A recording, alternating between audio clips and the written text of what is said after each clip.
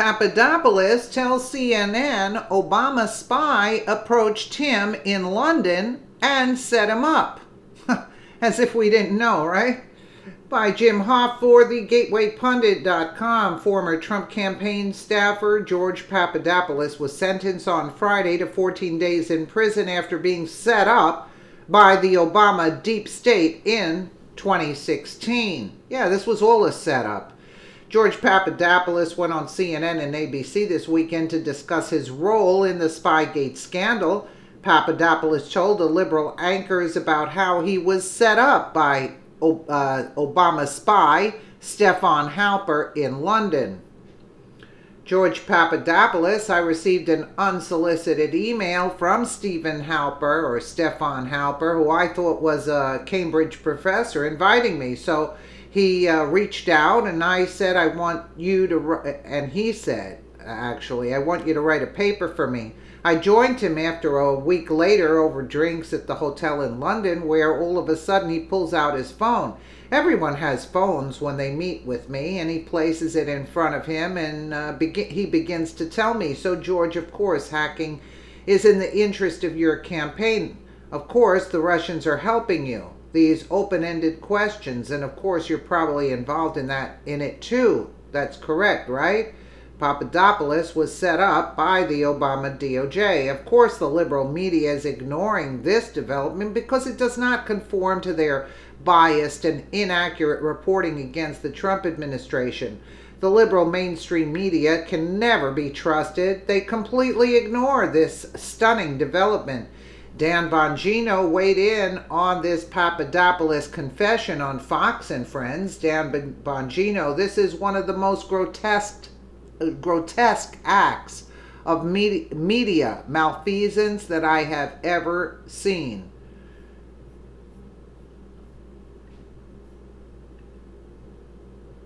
Let's bring in Dan Bongino, former NYPD officer, former Secret Service agent, host of the Dan Bongino Show, and author of this book called Spygate. So it's also a great book that we're going to be talking about a follow-up. If you have to come out with a paperback on that, there's something that Papadopoulos provided for you that's going to help. But first things first. All right, President Obama was on the campaign trail over the weekend in California. Listen to what he said on stage and we'll get your reaction. Sure. It's a consequential moment in our history. Yeah, and the fact is that if we don't step up, things can get worse. 2 months, we have a chance to restore some sanity in our politics. He also, Dan, said that the economic boom started on his watch. What was your reaction? I was horrified listening to this. And listen, let me be clear on this again. I have no issue whatsoever with former presidents speaking out. I know it's not the norm. But candidly, I wish George Bush would have defended himself against Barack Obama. The amazing, hypocrisy of Mr. Obama. Now, think about it, right? For 8 years, through this dreadful recovery that nearly every American felt economically in some way in their wallet, what did he do? He blamed George W. Bush while he's in office. Then he gets out of office, the economy turns around, lickety-split, just like that. And what does he do? He has the gall to take credit for it when Donald Trump's in office. I mean, it's absolutely amazing the nerve of Barack Obama to do this. Again, I don't have any problem. He's a free citizen. He can say what he wants. If he thinks he's helping, though, I sincerely doubt that proposition. Remember, Barack Obama was good for one thing. Barack Obama. They lost 1,000 Democrat seats across the country when he was in office. Right. I don't think he's helping. Yeah, he got himself elected twice, but he did nothing. The DNC was left in tatters. Great speaker, Yeah. Great charisma, wonderful family. But I think President Trump is relishing this fight. Yeah, I think so too. And his comments, Barack Obama's comments about the DOJ, how President Trump shouldn't use the DOJ to go after political opponents, was that like his shot at comedy? Did he see an opening in the comedy field for some extra, a few dollars and on the Laugh Factory Act? I mean, that's got to be a joke. I mean, Barack Obama's administration was knee-deep in the quagmire of this entire Spygate scandal. I think he should sit this one out on the DOJ. As well. Just my personal advice. Yeah, and don't forget what he did with the Tea Party. Tea Party, the IRS With the scandal. IRS, the DOJ. They were busy.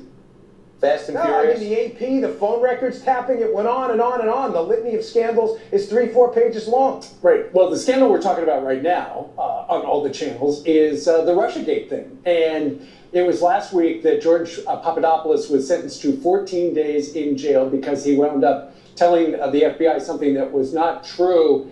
Turns out, it sounds like, and here he is talking about his run-in with a CIA informant, who it sounds like was taping everything he said, trying to trap him. Sounds like it was a setup. Here he is over the weekend.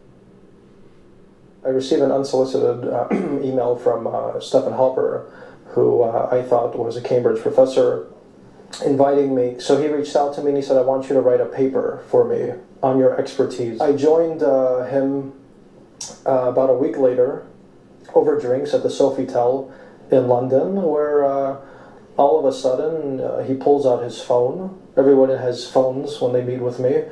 And he places it in front of him and he begins to tell me, so George, of course hacking is in the interest of your campaign. Of course the Russians are helping you. These open-ended questions, and of course you're probably involved in it too. That's correct, right, George? And Dan, he thought he was just going to London, staying in a nice hotel, writing a little paper, getting paid $3,000, but it was all about, it looks like, from your point of view, a setup. Oh, there's no question in my mind. And let me be clear on this, too. I am begging the liberal media that alleges out there that anybody who brings up the facts surrounding this case is doing some kind of a conspiracy theory. I'm literally begging you to debunk the facts in this case, because you can't. This is one of the most grotesque acts of media malfeasance I've ever seen, the ignoring of the Papadopoulos setup. That interview was incredible because he not only confirmed some facts we already know, that a CIA-connected spy, Stefan Halper, working for the United States government, was probing Barack Obama's administration's political opponents in Donald Trump. Think about that. A government spy, these facts aren't in dispute, was making contact with the political opposition of a sitting president, and the media seems almost entirely uninterested in the details of the story outside of covering it from 30,000 feet. And another thing in there, he also talks about other sources that contacted him who have contact with Fusion GPS and others, notably Sergei Milian, who's alleged to be a source in the dossier. What about Mifsud?